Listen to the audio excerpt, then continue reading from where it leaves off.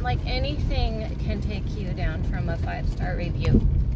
I'm just using that as an example. So if you have a wound of never being good enough, like your nervous system can actually never relax being in the hospitality industry. So considering I've been healing and I had to step back from that, and also step back from like being under a roof of another person, just like people pleasing. Are you keeping the shared kitchen neat enough? Are you being mindful of others first? So it's like you're always putting others first, so you're not ever actually in tune with your own needs, and not able to like have the energy to deliver first. So, you know, many of us in our civilization don't even know what they're feeling because they're so cut off from their own needs or feelings, like identifying, because we're just so used to surviving to make sure that we're people pleasing and that other people are happy first. You know, the whole adage of like put your own breathing mask on first. But, you know, we're going to do all these things until we're burnt out and can no longer do them. So, fast forward to, I'm on an island where we've had a storm and no power. And why in this situation of having no power do I have a lot of energy, absence of fear, complete capacity to deal with incoming mice, cockroaches, rats, deep cleaning the situation, knowing what good water is, this is bad water, knowing if you're equipped with lighting, if you're charged up enough. So it's just been interesting to experience the nervous system without power on the outside, electricity, Wi-Fi, light, running water. You know, like who builds houses in a way that you're reliant on electricity to have flowing water? Like everything is set up to make absolutely no sense and make us completely crippled. But at the same time, because I have a history of living on the Big Island, off-grid in many places, it's like I know the drill.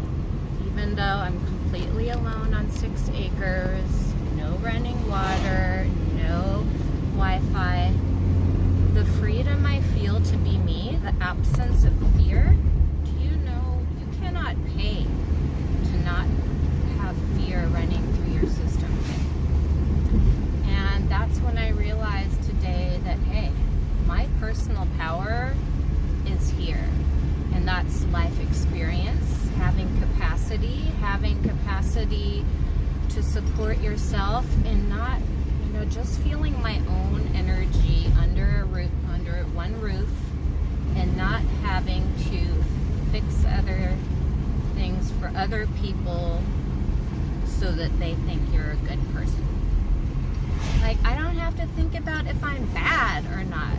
Like, I'm reuniting with storage things, possessions I've had from my previous life here, which used to always be accompanied by feeling shame and guilt, and it's not cool to own things, and feeling like fainting when I was going to open the storage. And this time I get there and open, I'm just curious, and then I see the things and I'm like, oh, I love my past self. I totally understand why she would have this and would consider, you know, keeping this for a future life here. And I'm actually the beneficiary of my past self. And there's no judgment. So it's like, this is a new page alone to just be in neutrality and interacting with my things, recycling what needs to be recycled, give away what needs to be given away, clean up something worthwhile. And I just feel such abundance. So interestingly enough, I'm playing with my nature name that I've been given by my Hawaiian Kumu, also from Spirit here, and that's Vai Anue Nue Koala Lakshmi. And basically, Vai Anue Nue is the white rainbow, which is the sacred rainbow, because it contains all the colors in one. And so koala is like peace, meditation, like the koala that just sits there and enjoys. There's nowhere to go. There's nothing to run to and fix, just being. So that's peace. And then Lakshmi is the goddess of abundance. Like the jungle and the islands, they are abundant. Even if it's abundance of cockroaches and geckos and poop and wild chickens, but also abundance of fruit and water and rain and blessings and beauty and rainbows and magic. So, you know, it's about discerning and acknowledging what to be grateful for, because there is a lot of abundance of everything here, you know, what I also call Beauty and the Beast.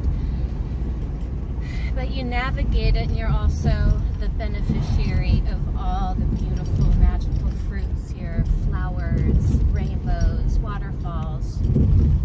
So, yeah, back to my name. It's like I'm getting in this chapter to embody the personal power of mine that is sacred, peace, and abundance. So right now I'm in the reward section of being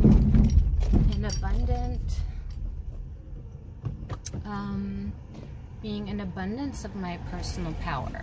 You know, it's not, I don't know if I ever want to live here again long term, but will always be a special home, because I do know how to navigate it. I don't know if it's a match for my nervous system quite, because it is kind of the jungle never sleeps. It's a 24/7 situation.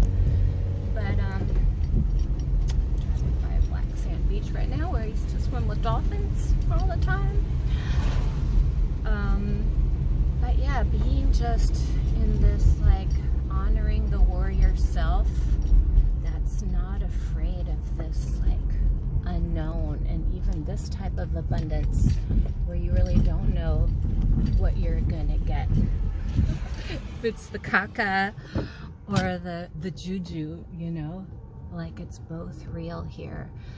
I just want to celebrate that in this moment of time, during one of the biggest storms in 12 years, that I arrive here and am without electricity, without power, and I am not depleted.